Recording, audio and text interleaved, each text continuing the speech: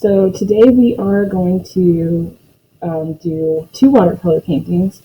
We're doing two of them and we're kind of alternating between the two at the same time because when we work on this side, for example, this side's going to need to dry and vice versa.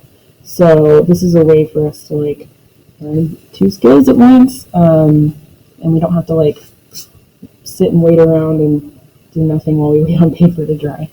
So if you're at home, if you were in class last week and you got this paper and you traced it and did everything, but you are at home this week, then you need to get this paper out.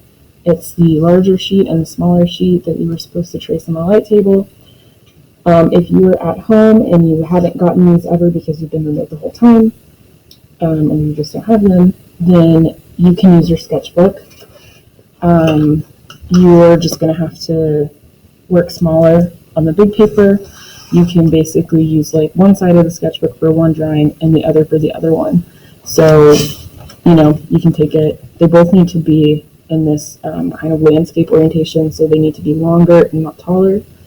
So you can take it and work on one down here and then flip it over, work on the other, or you can work on them side by side, however that works for you.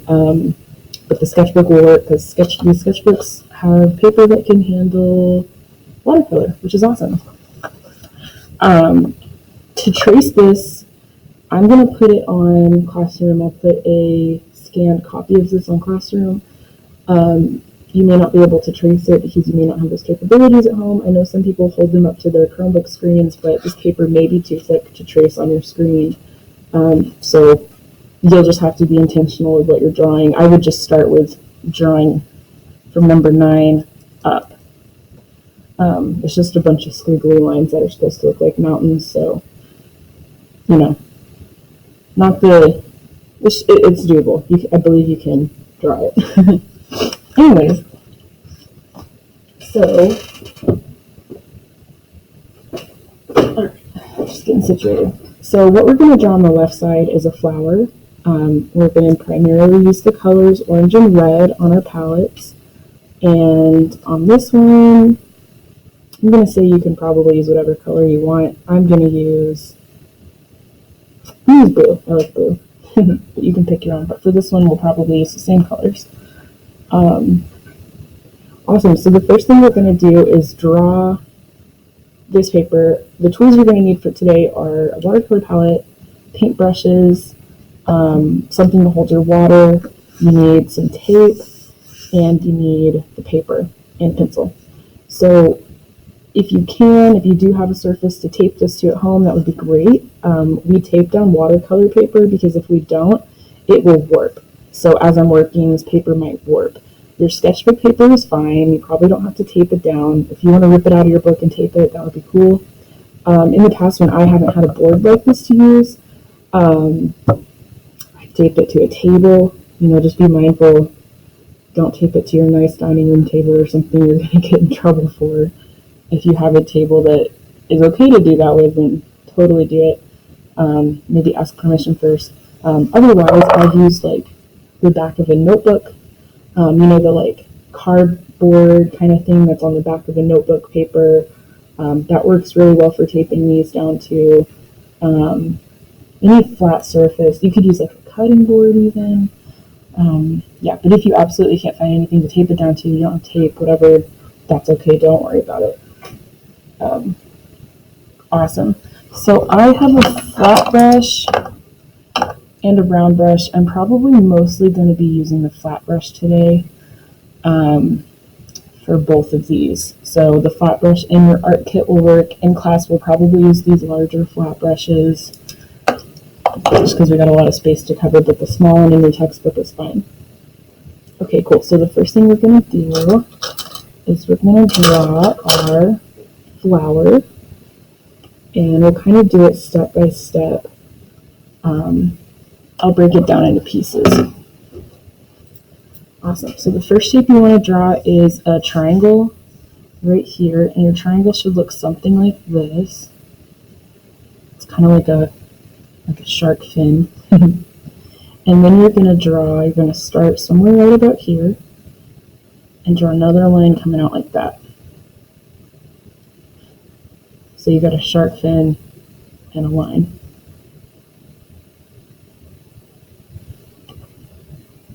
The next thing you're going to do is connect this line, come out just a little bit like that, and under.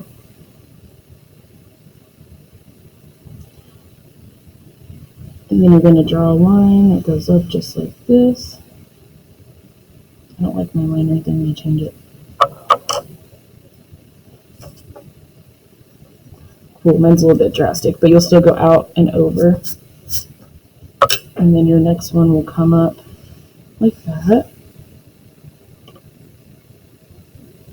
And then next we're going to draw a big line. So we're going to use this line we already drew. So it's the left side of the shark fin. And this time we're going to curve around just like that.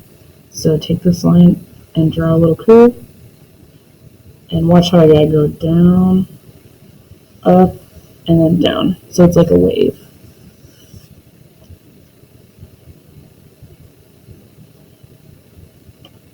Awesome. So the next thing is to draw a line that's coordinated.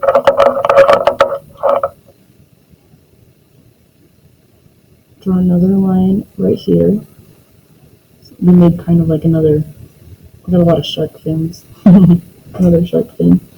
And then you're going to start right about here on this curved line and go up just like that.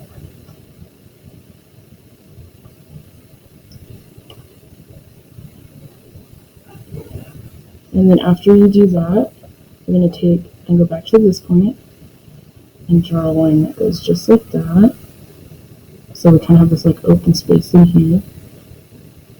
And then we're going to pick this line back up over here, like that. So we draw like a little curve up here. And then we're going to draw another curve up here.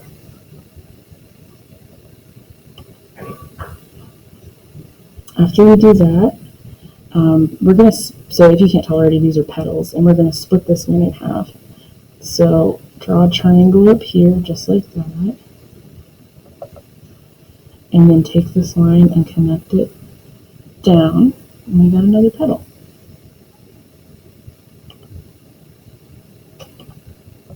And then we're going to draw some kidney bean looking things. I promise it'll make sense. So draw that just like I did, 1, 2, 3. And this is kind of like the stem in the middle of the flower, and we want to have some lines coming down. We're going to have a lot of lines, don't worry about it. They will make sense when we paint.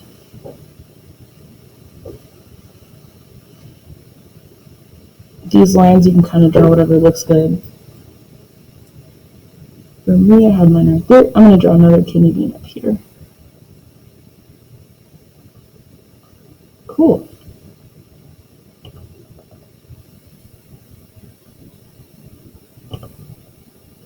Okay, so now we want to get our paint ready because the flower is drawn.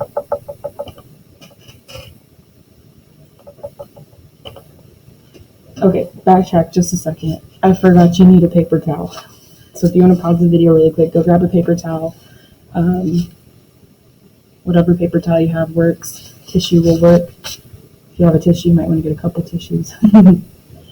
So the first thing you want to do is water down some of your watercolor paint. And I know I'm going to be using yellow and orange in this painting, so I know that I need to water those down. I'm watering them down because we don't want to like have a super concentrated brush stroke yet. We want it to be kind of see-through, so we want it to be very light so that we can layer. When we use watercolor, layering is kind of key to creating depth and to creating, value and shadow and stuff like that. So what I'm going to do, I already have some orange up here. My palette's a little bit messy because I've done a bunch of stuff with this palette. Yours may be too. that's fine. I'm going to kind of clean out this space so that I can put some new color in there. So to clean it out, all you have to do is get it wet, soak it up with your paper towel. Awesome. So now I have a spot for my orange and I have a spot for my yellow. So what I'm going to do is I'm going to put some water down in both of these spaces just to kind of get it ready. I'm going to take some of my yellow paint, see how I'm like getting quite a bit of it on my brush, and put it in this one. And then next I need to grab some of my orange paint and then put it in this spot. So now I have some watercolor that isn't so concentrated like the paint is in these little, I always forget what they're called, little paint pods. So that's super concentrated pigment, so it's going to be very bright if I grab right from there and then paint onto my painting, and I don't want that yet. I decided I wanted to make my other painting blue, so I'm going to, I'm going to go green because I already have this green spot. So I'm going to do the same down here and kind of prep some of my green color. There we go.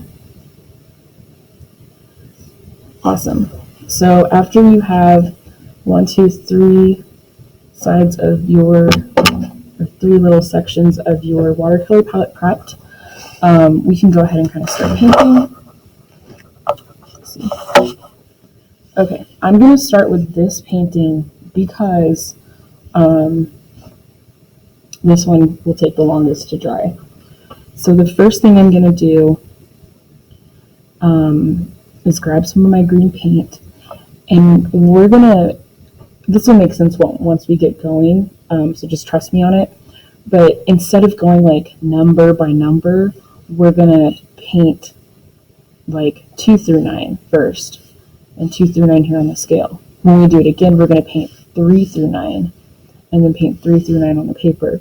And what this is going to do is layer the paint so that each time I add a new layer of green, I'm adding pigment. I'm making every single mountain below the one I just did darker.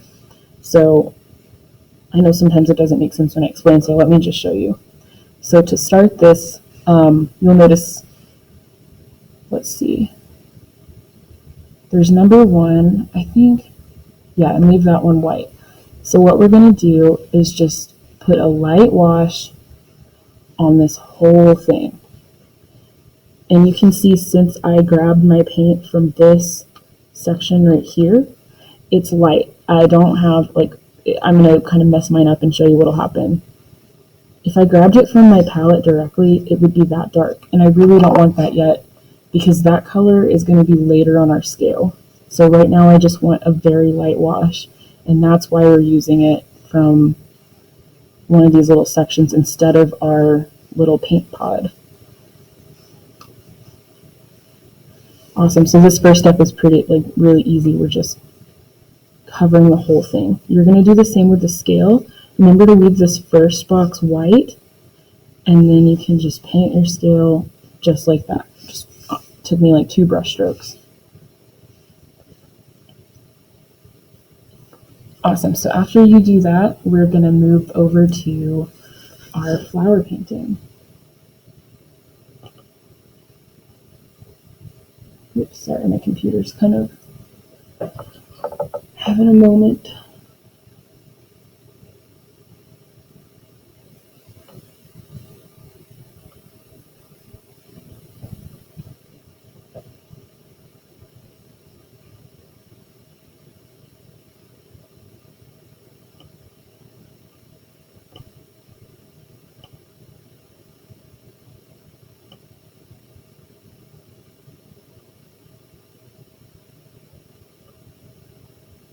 It's really having a moment.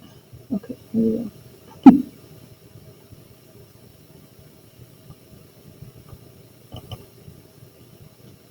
Alright, let me still make sure it's recording the correct screen.